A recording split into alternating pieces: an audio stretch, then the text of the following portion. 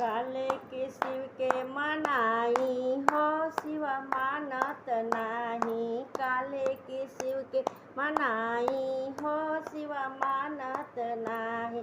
पूरी मिठाई शिव के मन ही न भावे। पूरी मिठाई शिव के मन ही भावे। बांग धतुर कहाँ पाई हो शिव मानत नाही। काले के शिव के मनाई हो शिव मानत नाही। काले के शिव के मनाई हो शिव मानत नाही।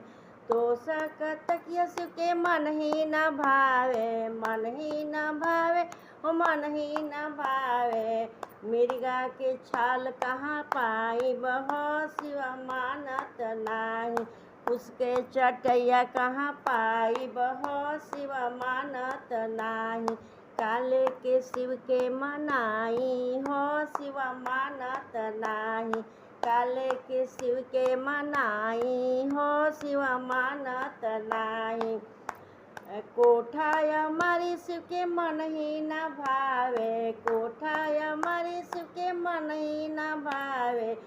टूटही मड़ैया कहाँ पाई हो शिव मानत नाही। टूटही मड़ैया कहाँ पाई हो शिव मांगत नाही। काले के शिव के मनाई हो शिव मानत नाही।